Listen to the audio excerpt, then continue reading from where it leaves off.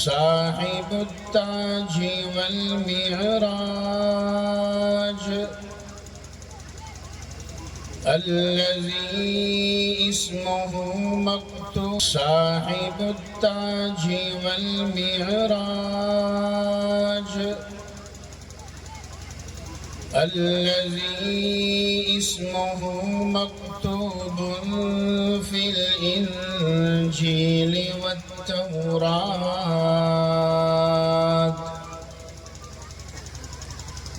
ناسخ الملل والأديان صاحب اللسان والقرآن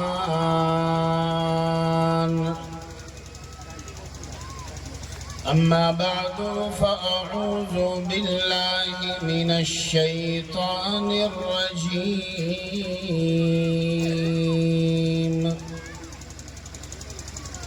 بسم الله الرحمن الرحيم هو الذي بعث في الأميين رسولا منهم يتلو عليهم آياته ويزكيهم ويعلمهم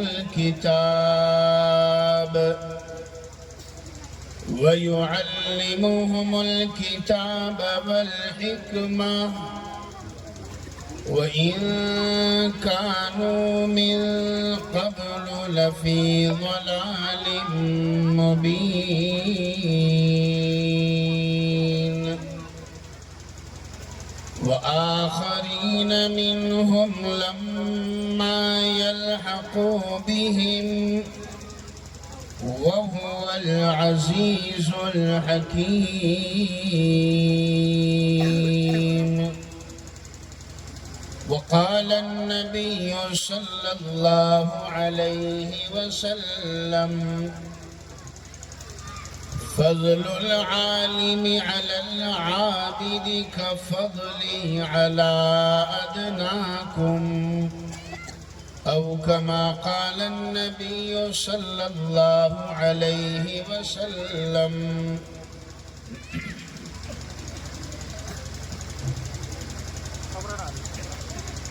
الہی پھر عطا کر ہم کو ذوق درس قرآنی نہ ہو رسوا الہی اب تو یہ شان مسلمانی جو چھوڑا دامن قرآن ذلیل و خوار ہے مسلم وہ ہندی ہو کہ ترکی ہو کہ مصری ہو کہ ایرانی جو چھوڑا دامن قرآن نتیجہ اس کا یہ دیکھا جہاں بانی جو کرتے تھے کرتے ہیں وہ دربانی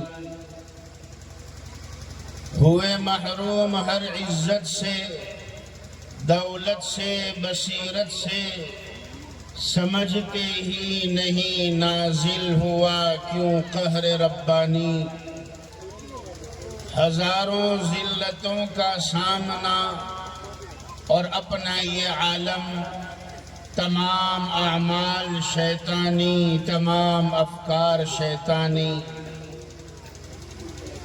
معزز صدر جلسہ اسٹیج پر جلوہ فروز علماء کرام مہمانان عظام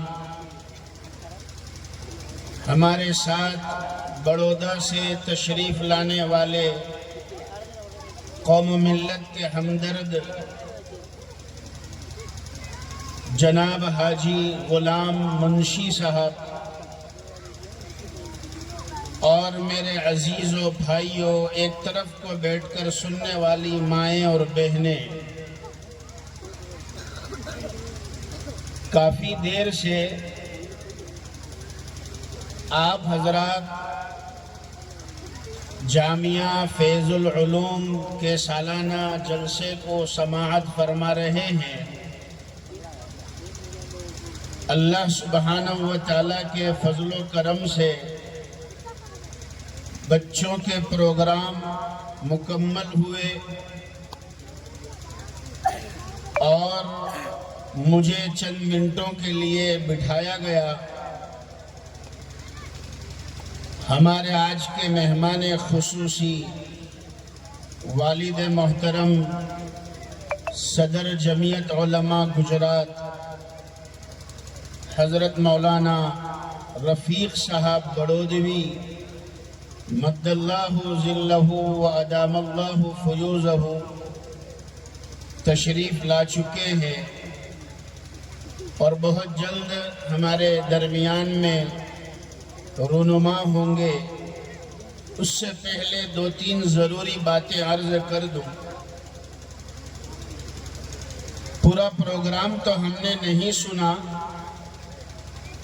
مگر کچھ باتیں ہم نے بچوں کی زبان سے سنی کہ مدرسہ حاضہ کے ان بچوں نے فضیلت علم پر اور اہمیت مدارس پر بہترین مکالمے اور پروگرام کی شکل میں قیمتی موتی ہمیں سنائے۔ ککشی کے میرے نوجوانوں اور اطراف سے آنے والے میرے بھائیوں، اصل خطاب تو ان بچوں نے ہمیں سنا دیا جنہیں ان کے اساتذہ کرام نے بڑی محنت سے تیار کیا اور ہمارے سامنے ان قیمتی موتیوں کو پیش کرنے کے قابل بنایا۔ میں آج کے جلسے کی مبارکبادی دینا چاہتا ہوں جامعہ حاضہ کے ذمہ داران کو، اساتذہ کرام کو اور اطراف اور جوانب کی اس بستی کو کہ اللہ تعالیٰ نے آپ کی محنتوں کے ذریعے اس درخت کو پھلدار کر دیا اور 8 بچے یہاں الحمدللہ آج تکمیل حفظ قرآن کریم کی دولت سے مالا مال ہوں گے۔ ہمارے اور ان کے اساتذہ کے سامنے آخری سبق پیش کریں گے۔ میں اس موقع پر 1-2 ضروری بات عرض کرنا چاہتا ہوں۔ بیان نہیں کروں گا، مضمون نہیں کھولا جائے گا، 1-2 ضروری بات۔ سب سے پہلے تو ہم یہ سمجھیے کہ اللہ کا کلام قرآن کریم کون سی دولت ہے۔ قرآن کریم کیسی عظیم نعمت ہے۔ ککشی کے میرے بھائیوں، ہم پوری زندگی اللہ سبحانہ و تعالیٰ کے سامنے سجدہ شکر ادا کرے تو بھی کم ہے کہ اس پاک پروردگار نے مجھے اور آپ کو نعمت کتاب اللہ سے نوازا۔ اس پاک پروردگار نے مجھے اور آپ کو نعمت رسول اللہ سے نوازا۔ اس پاک پروردگار نے مجھے اور آپ کو نعمت بیت اللہ سے نوازا۔ اس پاک پروردگار نے مجھے اور آپ کو نعمت شہر اللہ سے نوازا۔ کتنا بڑا اللہ کا کرم ہے۔ میرے خیال سے ککشی والے اشاروں میں سمجھ لیں گے میں کیا کہنا چاہتا ہوں۔ کیا کہنا چاہتا ہوں اشارے میں سمجھ لیں گے کہ اللہ سبحانہ و تعالیٰ نے مجھے اور آپ کو حضور پاک صلی اللہ علیہ وسلم کے صدقے اور طفیل میں بڑی بڑی نعمتوں سے نوازا ہے، جیسے بڑے بڑے مہینے دیے، بڑی بڑی راتیں عطا فرمائی، جو ہماری اور ہماری نسلوں کے گناہوں کی بخشش کا بہانہ بن کر آتی ہے۔ ککشی کے میرے بھائیوں، اللہ تعالیٰ نے ہر سال ہمیں یہ نعمت سے نوازا۔ رمضان المبارک کا مہینہ، بڑی بڑی راتیں، بڑے بڑے ایام، اشاروں میں انشاءاللہ آپ سمجھ لیں گے اور میرا ساتھ دیں گے کہ ہمارے مذہب میں اپنے گناہوں اور اپنے پاپوں کو معاف کرانے کے لیے، اپنے گناہوں اور پاپوں کا پرشچایت کرانے کے لیے 10-12 سال کا انتظار نہیں کرنا پڑتا۔ میرے خیال سے سمجھ رہے ہیں کہ مولانا کیا کہنا چاہتے ہیں۔ 10 سال اور 12 سال کا انتظار نہیں کرنا پڑتا۔ اللہ سبحانہ و تعالی ہر سال مغفرت کے جھونکے دیتے، مغفرت کے مہینے دیتے ہیں۔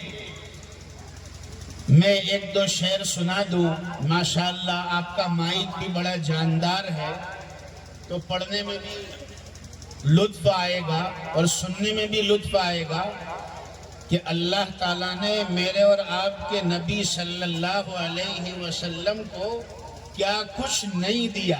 شاعر کہتا ہے یہ جو 8 بچے حافظ ہوں گے، یہ قرآن بھی ملا ہے حضور کے صدقے میں۔ کیا کیا دیا اللہ نے؟ شاعر کہتا ہے مہمان کیا اللہ نے انہیں معراج کی رات میں، مہمان کیا اللہ نے انہیں، کیا کیا نہ دیا اللہ نے انہیں، مہمان کیا اللہ نے انہیں، کیا کیا نہ دیا اللہ نے انہیں، رحمت کا لقب، رحمت کا لقب، سدرا کا سفر، انا اعطیناک الکوثر، رحمت کا لقب، سدرا کا سفر، انا اعطیناک الکوثر۔ یعنی ترجمہ یہ ہے اس سورت کا کہ اے پیارے نبی، ہم نے آپ کو بہت کچھ دیا ہے، بہت کچھ دیا۔ کیا کیا دیا؟ وہ شاعر کہتا ہے، نظم لمبی ہے، میں پوری نہیں سنا پاؤں گا، وقت میرے پاس اتنا نہیں ہے۔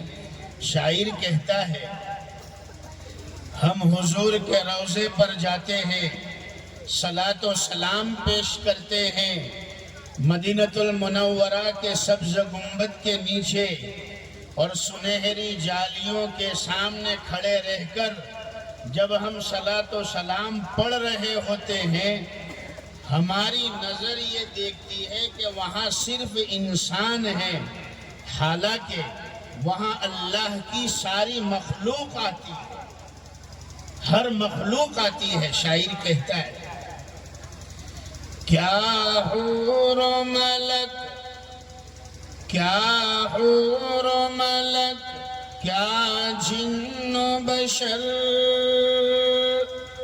کیا حور و ملک، کیا جن و بشر، دیتے ہیں سلامی روضے پر،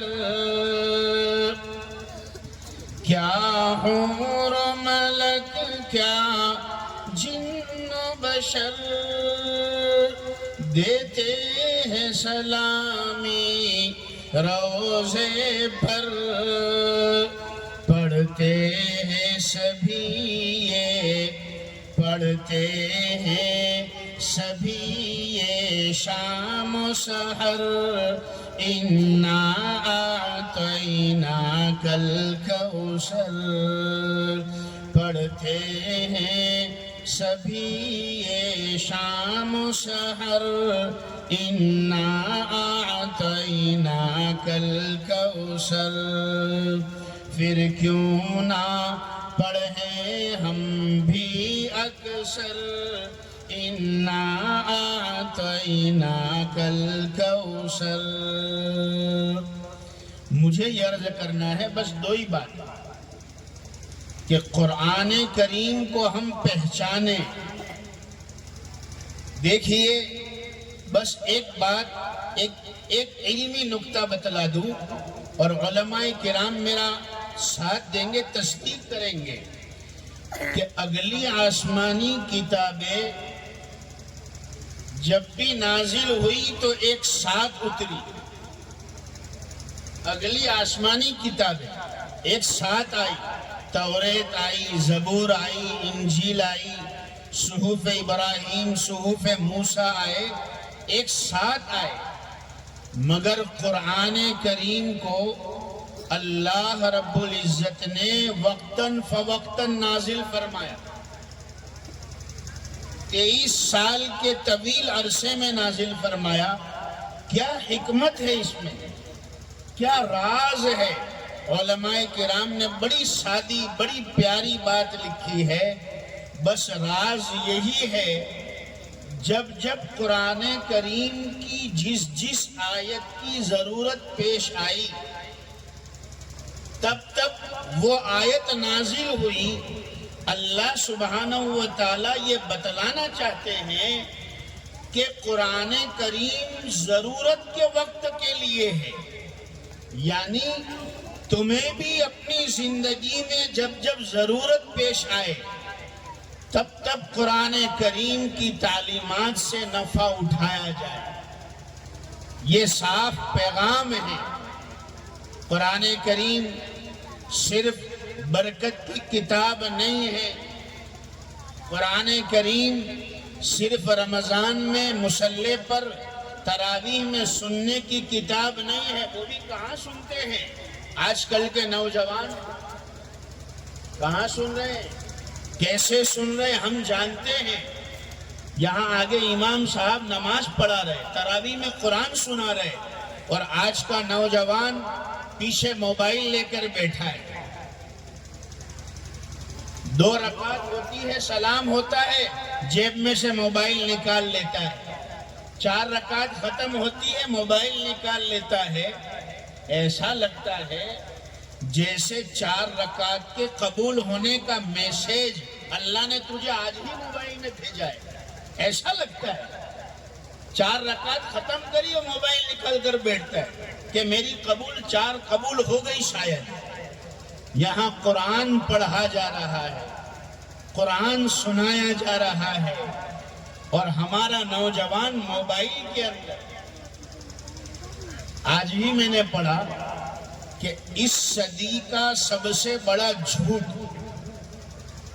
علماء کرام میری تصدیق کریں گے، اس صدی کا سب سے بڑا جھوٹ کیا ہے؟ سب سے بڑا جھوٹ یہ ہے کہ موبائل اور کمپیوٹر انسانوں کا ٹائم بچانے کے لیے ایجاد کیا گیا ہے۔ میرے خیال سے سمجھ گئے میں کیا کہنا چاہتا ہوں۔ اس صدی کا سب سے بڑا جھوٹ، موبائل اور کمپیوٹر کو لوگوں کا ٹائم بچانے کے لیے ایجاد کیا گیا ہے۔ یہ تو ہو ہی نہیں سکتا، اس لیے کہ اس موبائل اور کمپیوٹر نے آنے کے بعد ہمارا جتنا ٹائم ویسٹ کیا، برباد کیا، اتنا ٹائم اور کسی چیز نے ہمارا برباد نہیں کیا۔ بچے پڑھتے نہیں ہیں، پڑھنا چھوڑ دیا۔ ایک ماں اپنے بچے کو لے کر ایک مولانا صاحب کی خدمت میں آئی، ایک بچے کو لے کر، حضرت دعا کر دیجئے، میرے بچے کو ایسی عادت پڑ گئی ہے، گھر میں کہیں بھی پیسہ یا کہیں بھی رقم دیکھتا ہے تو فوراً چوری کر لیتا ہے. آپ اس کے لیے کچھ تعویذ بنا دیجئے، کچھ عمل کر دیجئے. کہیں بھی پیسہ رکھے یہ چوری کر لیتا ہے. کہیں برتن کے اندر چھپائے تو وہاں سے بھی پتہ نہیں اس کی ناک ہے یا چوہے کی ناک ہے، پیسہ پتہ نہیں کہاں سے سونگھ لیتا ہے. کہیں بھی چھپاؤ وہاں پر اس کا ہاتھ پہنچ جاتا ہے. مولانا صاحب نے بڑا عجیب علاج بتلایا. فرمایا ایک کام کرو، آج کے بعد پیسہ برتنوں کے اندر مت چھپاؤ، تجوری میں مت رکھو، کباٹ میں مت رکھو. میرا ایک مشورہ ہے، آج کے بعد پیسہ آپ کی رقم کتابوں کے اندر رکھ دو، قرآن شریف میں رکھ دو. میرے حساب سے آپ کا بچہ ہر جگہ ہاتھ مارتا ہے، اگر کوئی جگہ ایسی ہے جہاں اس کا ہاتھ نہیں پہنچتا تو وہ اللہ کا کلام ہے، وہ قرآن ہے، دینی اسلامی کتابیں ہیں جہاں اس کا ہاتھ نہیں پہنچتا. لہذا آپ اپنی رقم قرآن شریف میں رکھے، دیکھیں اس کا ہاتھ ہی نہیں پہنچے گا تو آپ کی رقم محفوظ رہے گی. یہ تو یہ دور ہے، آج کا زمانہ. ککشی کے میرے بھائیوں، ایک زمانہ ایسا تھا، ایک عالم ایسا تھا کہ جہاں گھر میں کام کرنے والی باندی اور نوکرانی وہ بھی بڑے بڑے علمی فضائل کے حامل ہوتے تھے. گھروں کے نوکر چاکر بڑے بڑے مسائل کو چٹکیوں میں حل کر دیتے تھے.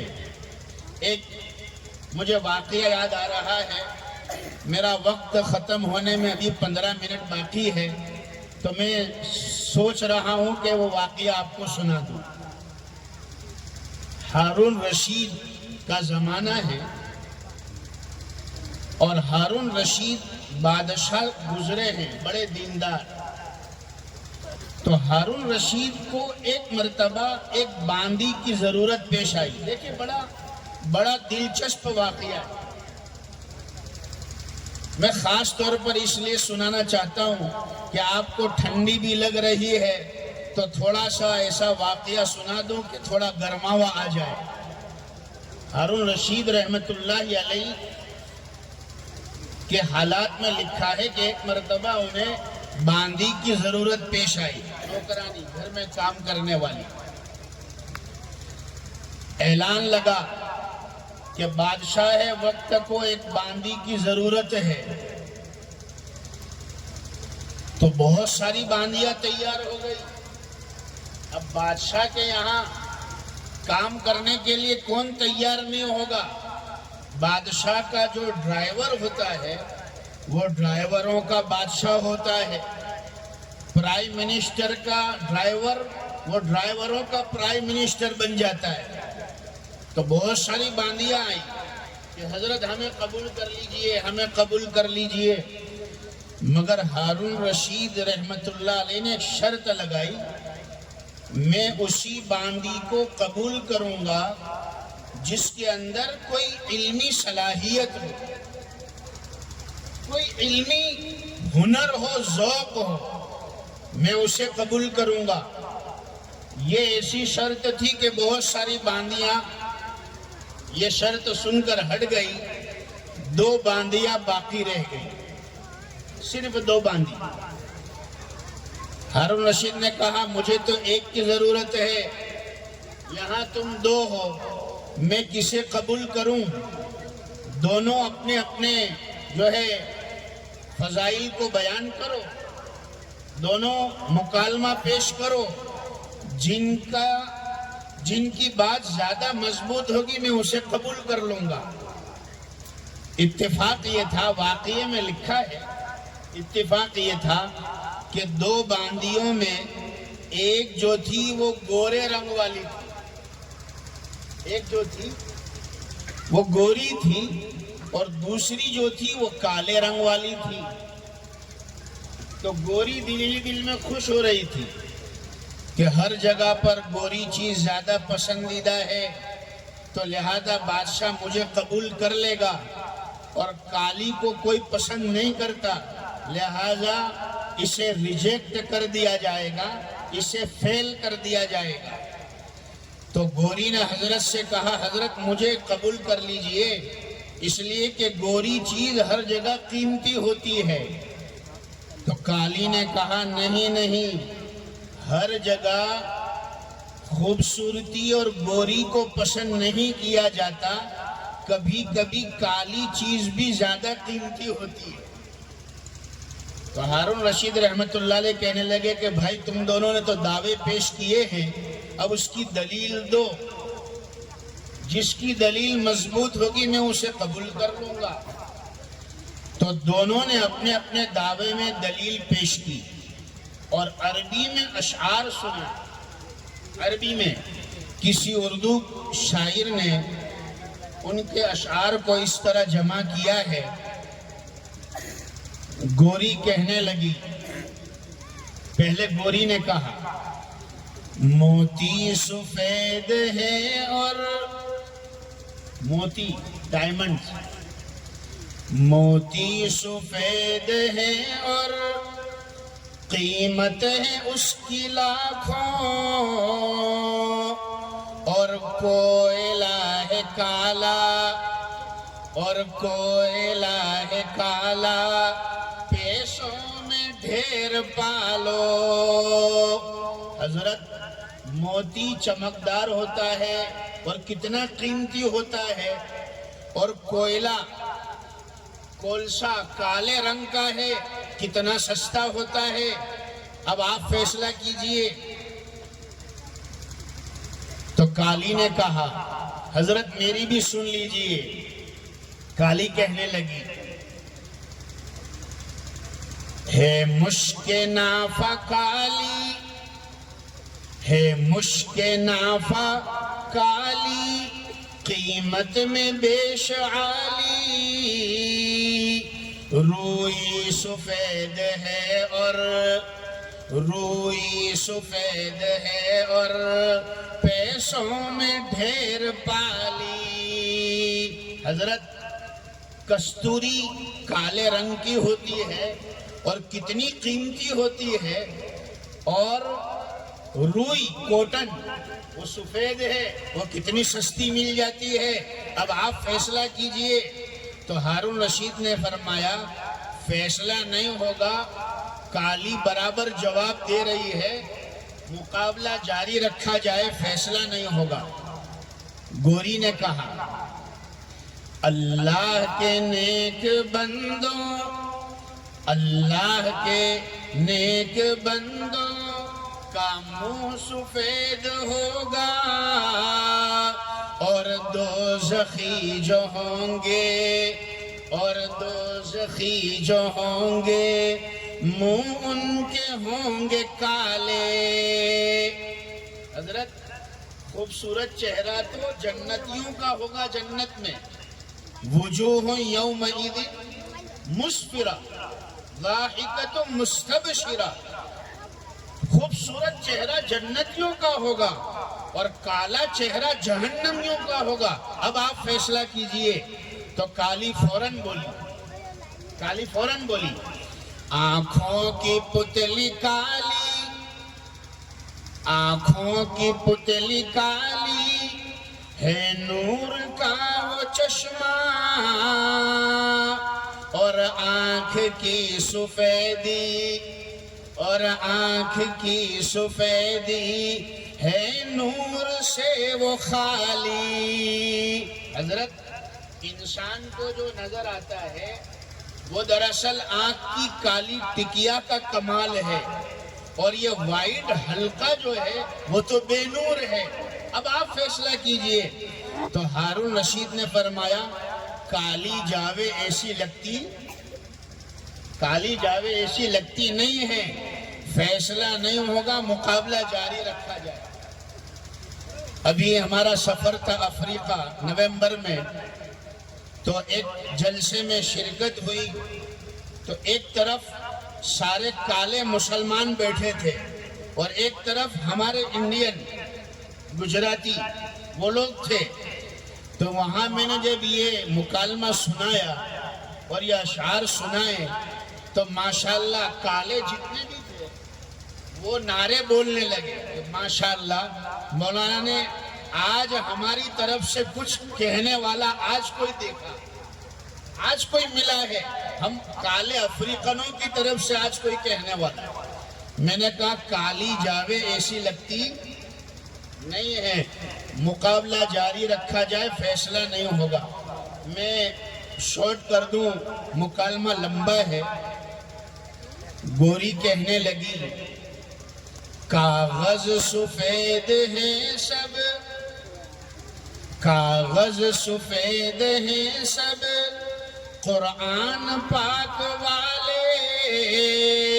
حضرت یہ تو دیکھیے کہ اللہ کا کلام، اللہ کا قرآن، اس کے ورق جو ہے وہ سفید رنگ کے، یہ تو دیکھیے اللہ نے سفیدی کو کیا درجہ دیا۔ گوری کہنے لگی کاغذ سفید ہیں سب قرآن پاک والے، تو کالی فوراً بولی اور ان پہ جو لکھے ہیں، اور ان پہ جو لکھے ہیں قرآن کے حرف کالے۔ حضرت قرآن کے ورق تو سفید رنگ کے ہیں، مگر جو اس پر آیتیں لکھی ہے، حروف لکھے ہیں، وہ تو کالے رنگ کے ہیں۔ اب آپ فیصلہ کیجئے۔ تو ہارون رشید نے فرمایا فیصلہ نہیں ہوگا، کالی جاوے ایسی ہے نہیں، مقابلہ جاری رکھا جائے، کالی جاوے ایسی لگتی نہیں ہے۔ گوری کہنے لگی، گوری نے کہا میلاد کا جو دن ہے، میلاد کا جو دن ہے روشن و بالیقین ہے۔ حضرت ہمارے نبی صلی اللہ علیہ وسلم کو اللہ نے دن میں پیدا کیا، صبح صادق کا وقت تھا۔ اگر حضور کو اللہ تعالیٰ صبح کے وقت پیدا فرما رہے ہیں، اس کا مطلب یہ ہے کہ آقا کے ذریعے سے اللہ تعالیٰ سفیدی اور روشنی کو جو ہے پروموٹ کرنا چاہتے ہیں، اس کا مقام بتلانا چاہتے ہیں، اس لیے حضور کو اللہ تعالیٰ نے صبح صادق کے وقت پیدا فرمایا۔ گوری کہنے لگی میلاد کا جو دن ہے روشن و بالیقین ہے، تو کالی فوراً بولی، کالی فوراً بولی اور معراج کی جو شب ہے، معراج کی جو شب ہے کالی ہے یا نہیں ہے۔ حضرت جس نبی کو اللہ تعالیٰ دن کے اجالے میں پیدا فرما رہے ہیں، اسی نبی کو اللہ تعالیٰ معراج میں بلاتے ہیں تو رات کے وقت بلاتے ہیں، اور رات کیا ہوتی ہے؟ کالی ہوتی ہے۔ اب آپ فیصلہ کیجئے۔ تو ہارون رشید نے فرمایا فیصلہ نہیں ہوگا، مجھے تو ایک باندھی کی ضرورت ہے، ابھی فیصلہ نہیں ہوگا، مقابلہ جاری رکھا جائے۔ گوری کہنے لگی ہاں سوچئے گا آقا ہے آپ عقل والے۔ گوری نے کہا انصاف کیجئے گا، کچھ سوچئے گا پیارے، سورج سفید روشن، سورج سفید روشن، تارے سفید سارے۔ حضرت چاند، ستارے، سورج، یہ سب چمکدار ہے، اور اللہ نے ہمارے سروں پر ان کو بٹھایا ہے۔ لہذا اب آپ فیصلہ کیجئے کہ گوری چیز کتنی قیمتی ہے۔ تو فوراً کالی کہنے لگی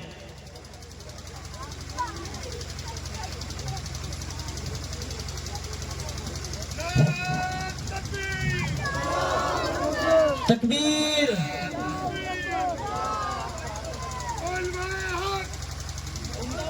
زندہ باد. علامہ رفیق صاحب بڑودوی. تکبیر. علامہ رفیق صاحب بڑودوی.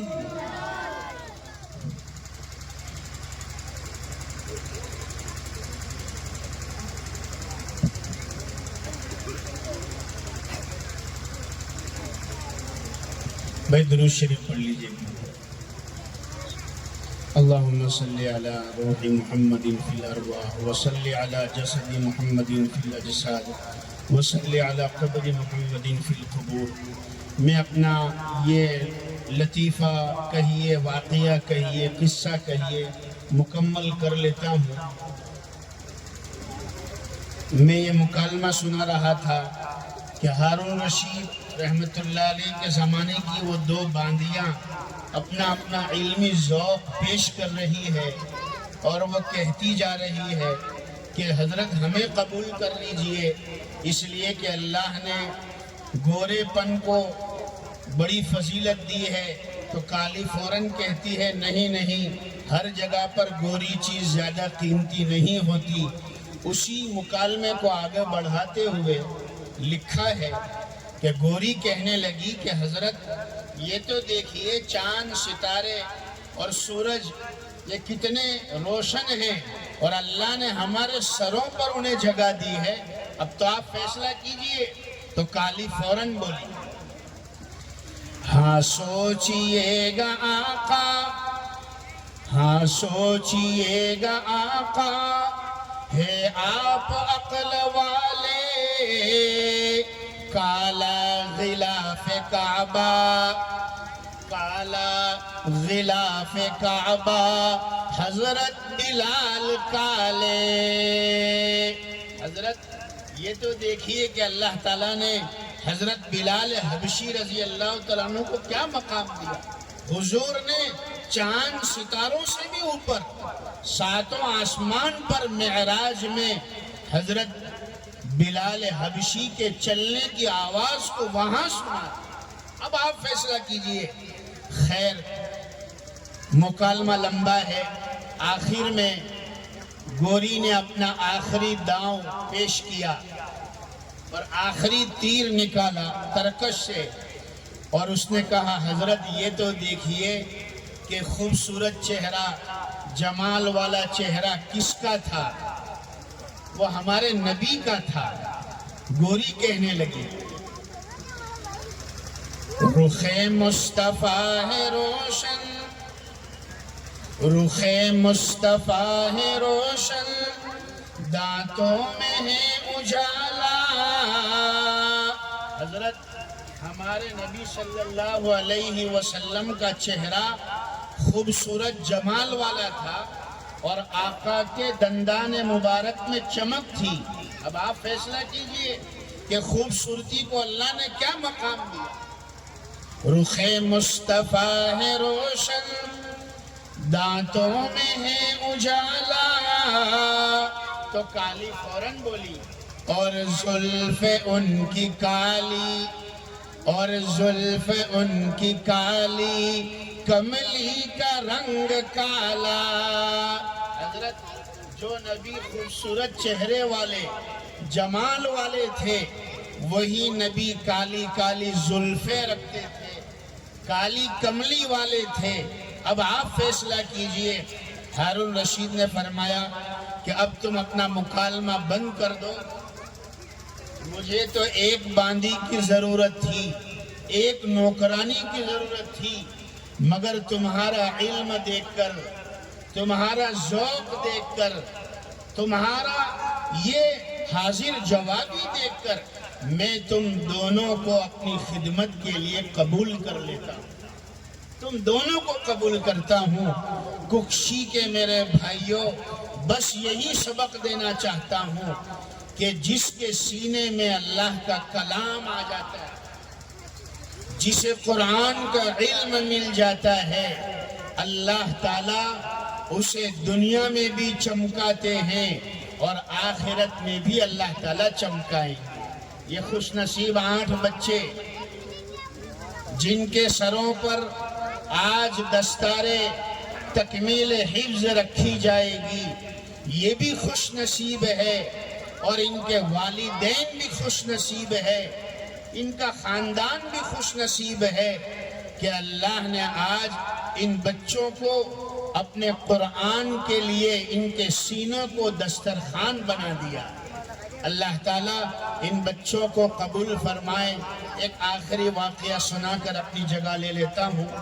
ہمارے ملک ہندوستان کے بہت بڑے بزرگ گزرے ہیں، حضرت مولانا بدر عالم صاحب میرٹھی، یہ علماء جانتے ہیں۔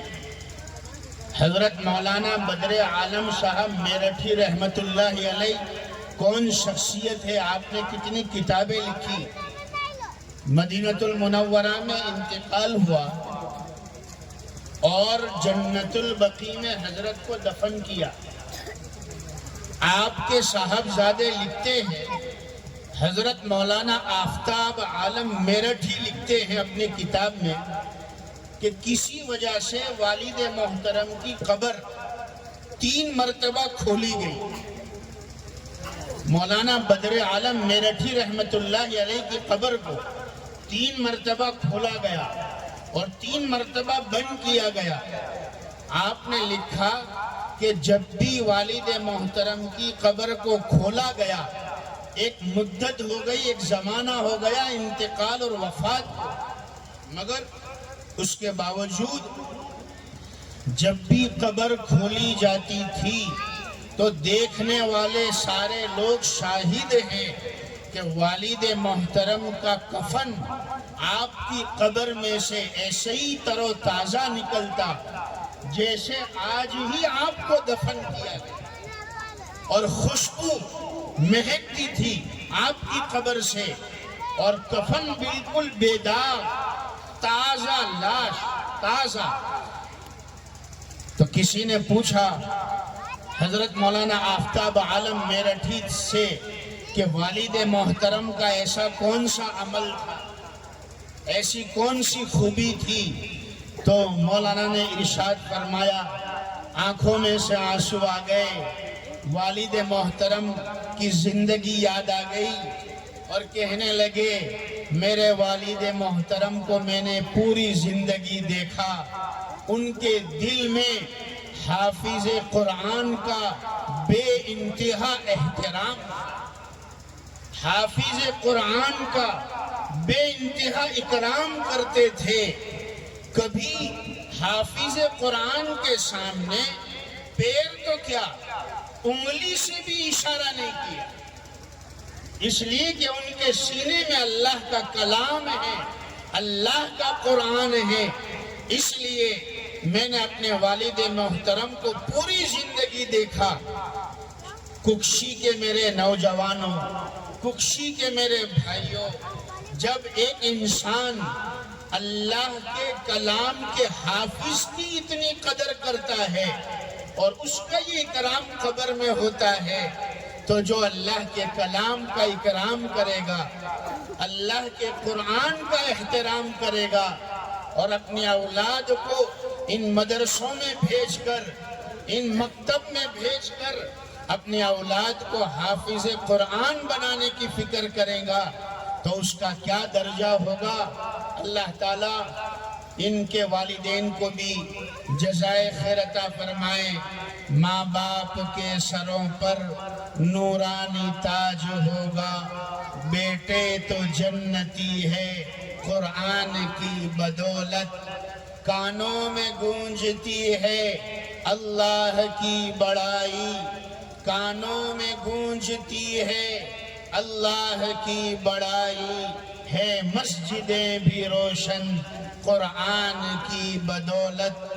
ان بچوں سے اور ان کے والیوں سے ایک مشورہ ہے کہ آپ علم کا سفر یہاں پر ملتوی نہ کر دے، اپنے بچوں کو حافظ بنانے کے بعد ایک اس سے اوپر کا درجہ ہے عالم قرآن بنانا، اس کے لیے بھی اپنے بچوں کو قربانی دے، تیار کرے، عالم قرآن بھی بنائیں، حامل قرآن بھی بنائیں۔ آج ان بچوں نے کمال تو ضرور کیا ہے مگر تمام نہیں ہوا ہے، ایک کمال ہے، ایک تمام ہے۔ تو اتمام نعمت تب ہوگی جب یہ بچے قرآن کریم کے حفظ کے ساتھ ساتھ اس قرآن کے مضامین کو بھی اپنے سینے میں اتارنے کی کوشش کر کے اس پر عمل کے لیے تیاری کریں گے۔ اللہ تعالی ہمیں کہیں سنی باتوں پر عمل کی نیک توفیق عطا فرمائے۔ والد بزرگوار بڑی پیرانہ سالی اور مسلسل اسفار اور مشغولیت کے باوجود اتنے دور اور دراز سے آپ کی دعوت پر، آپ کی محبت پر یہاں تشریف لائے۔ ماشاءاللہ ہمارے مولانا اشفاق اور ان کے سارے رفقا بہت سارے یہاں پر موجود ہیں، اسپیشل بڑودہ دعوت دینے کے لیے آئے تھے۔ تو پھر والد محترم نے آپ کی دعوت کی قدر کی اور لبیک کہتے ہوئے یہاں تشریف لے آئے۔ دعا فرما اللہ تعالیٰ ہمارے تمام اکابر کی عمروں میں خوب برکت عطا فرمائے۔ اللہ تعالیٰ ان ہاتھوں کو سلامت رکھے جن ہاتھوں کی امت کو ضرورت ہے۔ اللہ تعالیٰ کہیں سنی باتوں پر عمل کی نیک توفیق عطا فرمائے۔ آمین۔ وآخر دعوانا الحمدللہ۔